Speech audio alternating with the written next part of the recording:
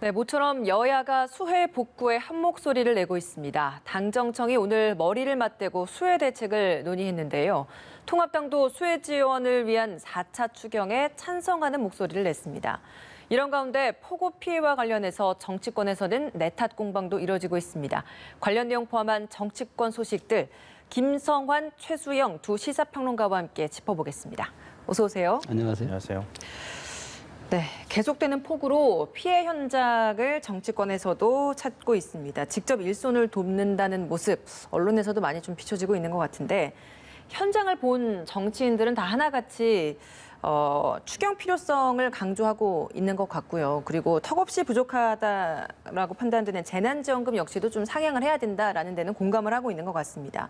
다만 이 돈을 지출을 해야 하는 정부 차원에서는 조금 더 고심이 클 수밖에 없었고 그런 차원에서 오늘 당정협의회가 거쳐져서 결과가 발표됐습니다.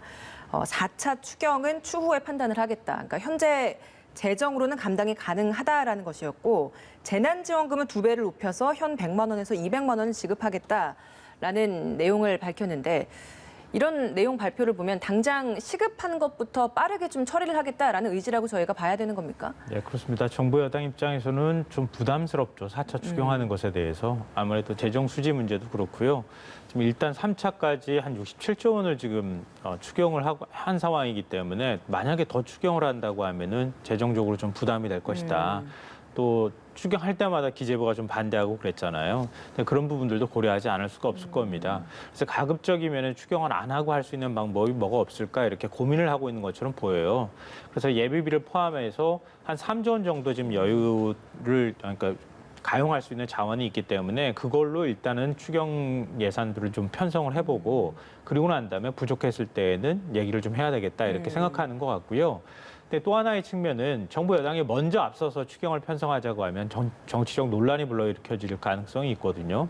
일단 야당에서는 사실 지금 통합당의 태도가 조금 애매모호하게 가고 있기는 한데 김동인 비대위원장은 원래 추경 필요성을 얘기를 했다가 통합당에서 뭐 최근에 이제 언론 보도 영향 때문인지 재정 수지 문제를 얘기하면서 다시 또 추경 얘기에 대해서 반대하는 쪽으로 돌아서고 있는 것 같거든요. 그러니까 다른 야당 쪽에서 이제 정의당에서 주로 이제 추경 필요성을 얘기하고 있는 상황이라서 국회 차원에서 먼저 논의가 진척되고 난 다음에 정부가 그 부분을 검토하는 이런 모양새를 좀 만들 필요가 있겠다 이렇게 생각하는 것 같습니다. 예.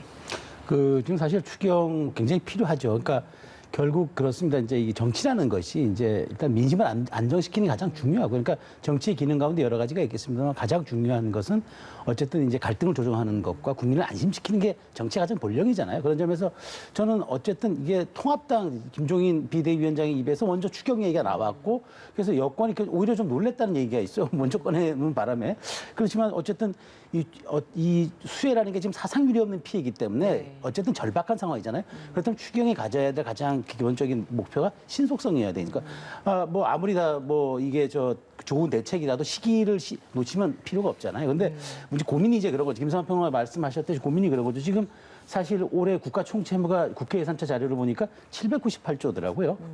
총채무가 1인당 국민인당 1,500만 원에 가까운 이제 채무가 있는데다가 상반기에만 우리 국가 적자가 111조니까 여당으로서는 이건 재정 관리가 이거 어떻게 돼가느냐 이 고민 안 할 수가 없죠. 그러니까 무작정 해야 되는데 무작정 할 수는 없는 노릇이고 그렇지만 과거에도 태풍 피해라든가 대규모 수해에서는 추경이 집행됐습니다. 근데 이게 문제는 4차라는 거죠 벌써. 이제 이런 좀 약간 상반된 지점이 있기 때문에 그보다 고민스럽습니다만 저는 어쨌든 이래야 될 것 같아요. 그러니까 기존에 지금 예비비가 남아있는 게 있어요. 2조가량 있거든요. 이 예비비를 굉장히 아주 잘게 아주 유용하고 또 필요한 것에만 쓰고 그다음에 불가피한 것들은 추경을 편성하는 게 그래야만 국민도 설득할 수 있고 야당도 흔쾌히 동의해 줄 수 있는 것 아니겠습니까? 아무리 우리가 어렵다고 해서 무조건 빚만 내서 쓰는 그것만 능사는 아니잖아요. 그런 점에서 그런 절충점을 여야가 그러니까 여당이 찾고 야당을 설득하는 그런 아주 좀 정치의 어떤 고도화된 그런 좀 협상이 있어야 되겠다라는 저는 생각을 했습니다. 예. 추경 필요성에서는 서로 다 한 목소리를 내고 있지만 물론 약간의 차이는 있다고 했습니다만 그럼에도 불구하고 결국에는 부족하고 필요하다라고 한다면 여기에서는 공감을 할 겁니다. 다만 이 피해가 커지는 원인을 두고서는 서로 좀 정반대로 내탓 공방만 벌이고 있는 것 같거든요. 여당에서는 이명박 정부 당시에 추진을 했었던 4대강 사업의 폐해가 이번 수해로 입증된 것이다. 이렇게 얘기를 하고 있는데 야당에서는 문재인 정부가 적극적으로 추진하고 있는 태양광 발전 이 사업 무분별한 개발 때문에 산사태 피해가 커진 것이다. 이렇게 주장을 하고 있습니다. 현 시점에서의 정치권에서의 이런 원인 공방 어떻게 좀 분석을 보고 계십니까? 좀 심하게 말씀드리면 무책임한 정치 공세죠. 지금 그러지 않아도 피해를 입어서 지금 경황이 없는 분들이 국민들이 지금 침수 피해를 입은 분만 7천 명이 지금 넘는 상황이고요. 그 외에 뭐 시설 피해 같은 경우에 2만 건이 지금 넘는 상황입니다. 그럼 재난재해 복구를 하는 게 지금 급선무인데 그 책임을 둘러싸고 사실 아무런 도움이 안 되는 논쟁이잖아요. 그러니까 저는 그런 면에 있어서 문재인 대통령이 4대강 그 보해 홍수 그 예방 효과에 대해서 검증을 하자 이렇게 얘기한 건 굉장히 적절한 타이밍에 적절하게 이 문제에 대해서 뭔가를 좀 생산적으로 논쟁을 끌고 갈 수 있는 방법들을 제시했다고 생각하는데요. 정치권이 지금 누구 내탁 공방할 때가 아니잖아요. 근데 자꾸 이렇게 정치적 공방을 하는 것은 누구한테도 도움이 안 되는 것이다 이렇게 생각을 하고요. 그러니까 뭐 공방의 시작은 제가 볼 땐 통합당에서 시작을 했던 것 같아요. 그러니까 그러지 않아도 더 지금 논쟁을 좀 키워가고 있는 방식으로 가는 거 아닌가 싶은데 상처를 받은 국민들한테 마치 4대강 공사를 하지 않아가지고 홍수를 입은 것처럼 또 태양광 시설을 뭐 설치를 해서 산사태를 입은 것처럼 얘기하는 것은 이건 사실의 왜곡에 해당되고요. 또 본인들 스스로도 장담하기 어려운 얘기를 하고 있는 것이다 이렇게 생각합니다. 예. 그러니까 이렇게 야당에서 문제 제기를 할 때 민주당이 거기에 맞받아서 마치 정치적 논쟁을 더 키워가는 방식처럼 가지 말고 사실관계를 그냥 밝히면 되는 겁니다. 그러니까 그 논쟁으로 끌려가기 시작하면 계속 정치적 공방이 양산되잖아요. 그러니까 사실관계로 들어가기 시작하면 논쟁이 굉장히 길어지니까 그건 제가 가름하고요. 그러니까 이런 방식으로 논쟁을 끌고 가는 것은 지금 현재 이런 국면에서는 적절치 않다고 생각합니다. 그러니까 저도 이제 이 시기가 부적절하다는 데 대해서는 동의합니다. 그러니까 사실 이 4대강에 대한 문제는 사실 이게 굉장히 전문성이 있는 영역이고 또 논쟁적 사안이기 때문에 이 문제가 정치권에서 공방으로 다뤄질 일은 아니거든요. 좀 더 과학적이고 객관적인 방식으로 접근해야 되는데 근데 어쨌든 이제 4대강을 하면서 지난 한 10년간은 가뭄 예방이라든가 홍수절 기능이 좀 작동됐다 이런 평가들도 있는 것도 사실이에요.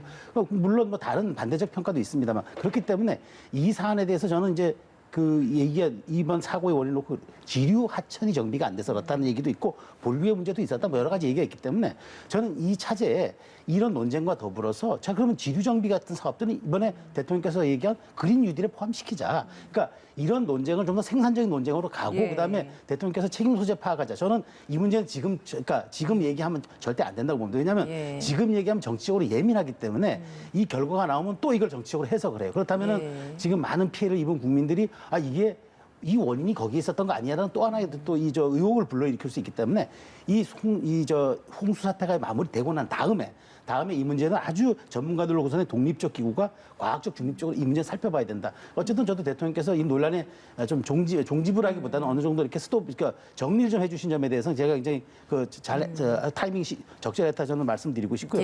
더 이상 이게 정치권 논란이 벌어지고 나면은 어떤 결과가 나와도 국민들이 또 다른 갈등의 불씨를 안고 가기 때문에 논쟁 시기가 굉장히 좀 부적절했다. 그렇게 저도 생각합니다. 근본적인 원인을 찾는 건 피해 수습 후의 문제다. 그렇죠. 전문적인 영역이다. 그렇죠. 그렇게 봐야 된다. 정부가 오늘 국토부하고 환경부가 포함되어 있는 조사단을 구성을 했다고 하거든요. 그럼 말씀하셨던 것처럼 지류지천과 관련되어 있는 홍수 예방 문제 그리고 또 이번에도 얘기가 됐던 것처럼 제방 관리에 관한 문제 이런 것들을 전반적으로 아마 검토를 할 겁니다. 근데 그게 일단 주가 될 것 같고요. 4대강 보가 홍수 예방 효과가 있느냐 없느냐는 것은 제가 볼 때는 굉장히 안 좋은 순환 논리에 빠지게 돼요. 그러니까 4대강 사업할 때 사업 제대로 못하게 했으니까 지금 이렇게 홍수가 나는 거다. 이런 논리를 댄단 말이에요. 그러면 그러니까 4대강 공사를 제대로 못했기 때문에 뭔가 문제가 생겼다고 하는 논리로 가면 4대강 효과가 없다고 하는 논리하고 같이 맞물려가지고 끊임없이 반복되는 논리가 될 수밖에 없어요. 그러니까 저도 이제 그래서 블랙홀이 되기 때문에 이 문제에 대해서는 저는 그래서 정치가 개입 안 했으면 좋겠다는 거죠. 그러니까 정부가 주가 되고 민간 전문가들이 들어오는 형태로 가서 거기에 대해서는 독립적인 권위를 부여하는 게 맞겠다. 저도 그렇게 말씀드리는 겁니다. 이번 피해 수습이 다 된 후에 좀 더 체계적으로 전문가들이 참여한 상황에서도 좀 분석을 할 필요가 있어 보입니다. 월요일에 청와대가 사표를 제출했던 일부 수석에 대한 인사를 발표를 했고 오늘 추가적으로 인사 단행했습니다. 국민소통수석에 정만호 전 강원도 경제부지사 그리고 사회수석에 윤창열 국무조정실 국정운영실장을 내정했습니다. 그런데 사표를 제출했었던 수석들의 명단을 보면 민정수석, 정무수석, 시민사회수석, 인사수석 거기에 이제 비서실장이었는데 지금까지 오늘까지 나온 인사를 보면 인사수석이 배제됐습니다. 그리고 이 사표 제출하지 않았었던 사회수석에 대한 인사가 단행이 됐고 역시나 비서실장은 언급이 없었습니다. 오늘까지 나온 이 인사에 대해서 좀 어떻게 평가를 하시겠습니까? 아마 제가 볼 때 청와대가 고민이 많은 것 같아요. 그러니까 예를 들어서 청와대 수석들이 일괄 사표를 제출한다거나 이렇게 했을 때 뭔가 좀 그 국면 전환 효과, 국민들이 좀 민심이 좋지 않다고 하면 거기에 따르는 효과를 좀 더 증폭시키고 극대화하는 방향으로 간다고 하면 모양을 그럴듯하게 만드는 방식으로 갔을 거예요. 근데 지금 그렇지 않단 말이에요. 근데 그렇다는 얘기는 굉장히 실리적으로 지금 뭔가를 선택하고 있다.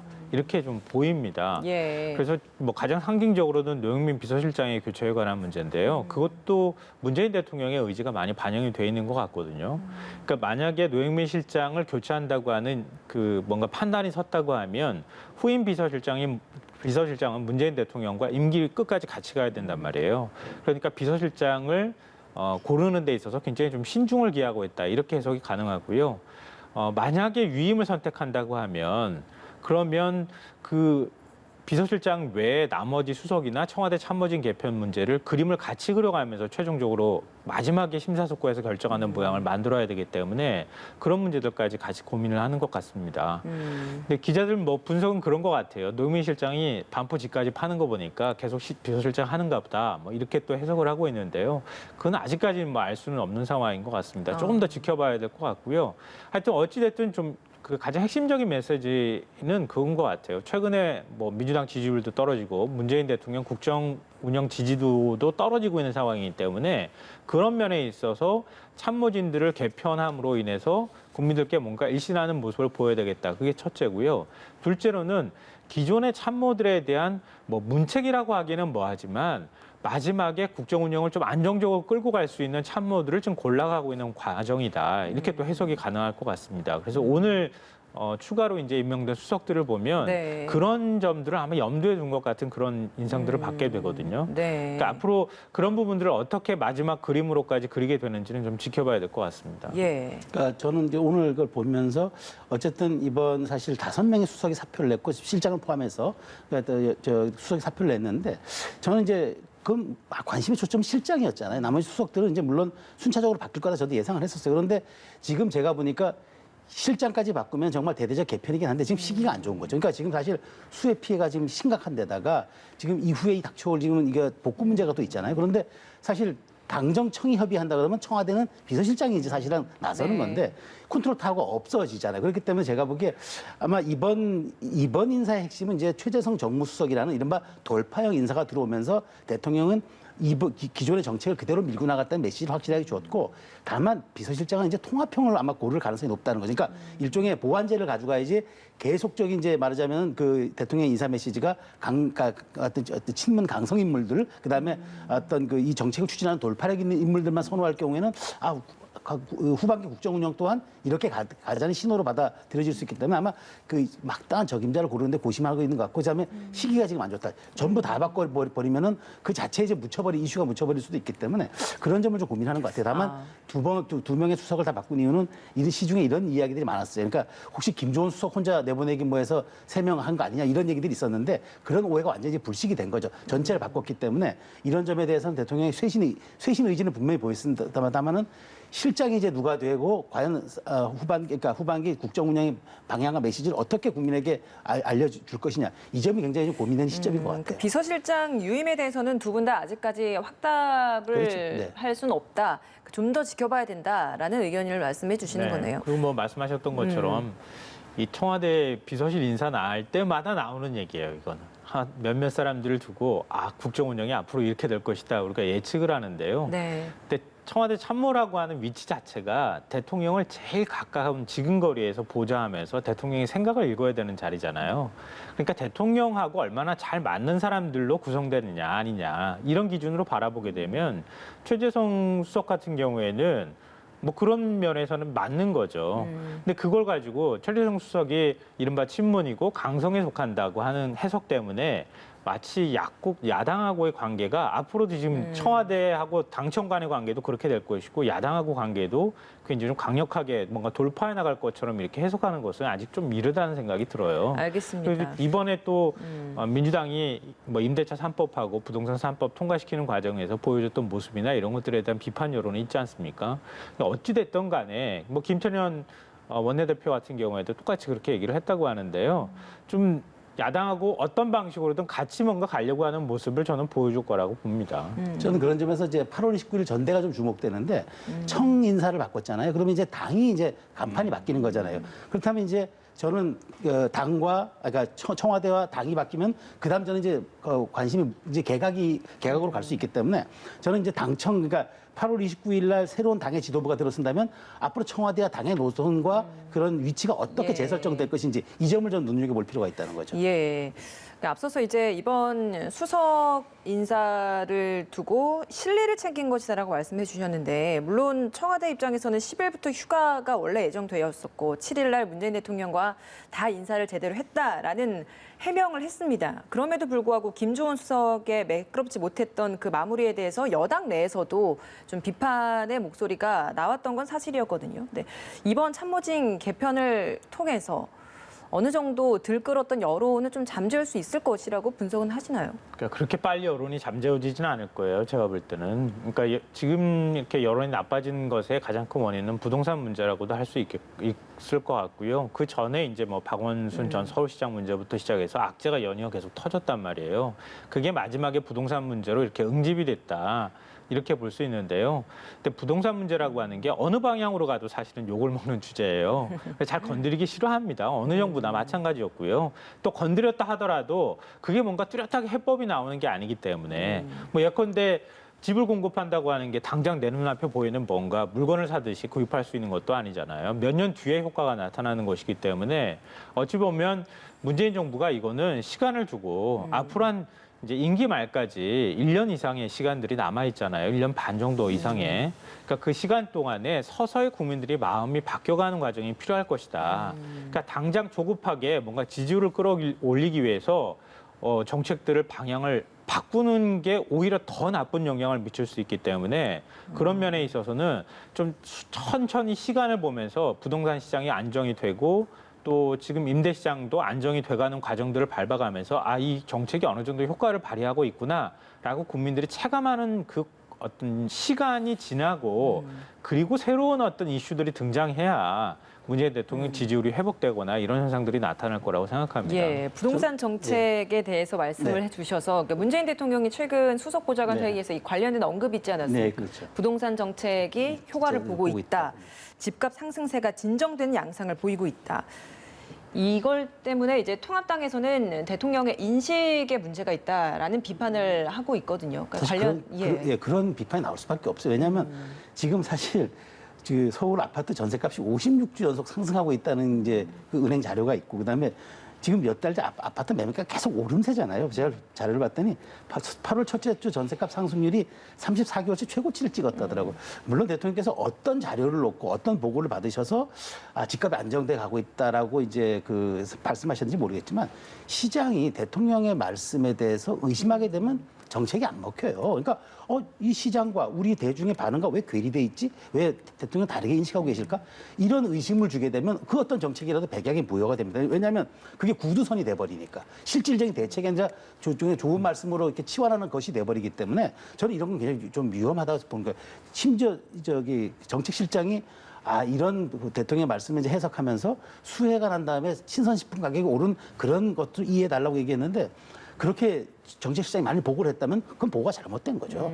지금 정확하게 시장의 지금 반응과 그다음에 정책이 스며드는 효과 이것을 냉정하게 분석해서 또 다른 대책을 내보내야 될 텐데 이렇게 어떤 그 현실을 장밋빛으로만 보고 있다는 거 그건 굉장히 국민들에게 정책에 대한 불신을 야기할 수 있는 거라서 좀 참모들 대통령께 좀 제대로 된 보고를 하는 게 굉장히 필요한 시점이 아닌가 그런 생각이 들더라고요. 알겠습니다. 문재인 대통령이 아마 본 수치가 8월 첫째 주 서울 아파트 가격인 것 같아요. 이 0.04% 올랐거든요. 그러니까 9주 연속 계속 지금 많이 오르다가 갑자기 8월 첫 주에 지금 매매 가격이 한 0.04%로 0% 근접하는 데까지 내려가 버렸거든요. 그러니까 이거를 어떻게 해석할 것이냐에 관한 문제인 것 같아요. 시장에서는 일단 관망세로 돌아섰다 이렇게 분석하는 것이 좀 지배적인 것 같습니다. 그러니까 이걸 추세라고 보기는 뭐하고 일단 7.10 부동산 대책에 있어서 앞으로 이제 양도세 문제도 남아 있는 데다가 그 보유세 부담이 많이 커질 수 있는 상황에서 어떻게 집을 내놓을 것인가 안 내놓을 것인가 이거에 대해서 지금 집주인들이 고민하고 있는 상황이다 이렇게 예. 볼 수 있거든요. 근데 그걸 문재인 대통령은 좀 안정세다 이렇게 해석을 했던 것 같아요. 알겠습니다. 그러니까 완전히 틀리다고 볼 수는 없지만 문제는 조금 빨랐다고 하는 게 더 문제인 것 같아요. 예. 그러니까 문 대통령 입에서 조금 더 타이밍을 보고 난 다음에 그런 얘기를 했었으면은 이제 여러 가지 야권에서 공세를 좀 받지 않지 않았을까 그런 생각이 듭니다. 알겠습니다. 오늘 말씀 여기서 마무리 짓겠습니다. 김성환 시사평론가, 최수영 시사평론가 두 분과 함께했습니다. 고맙습니다. 감사합니다.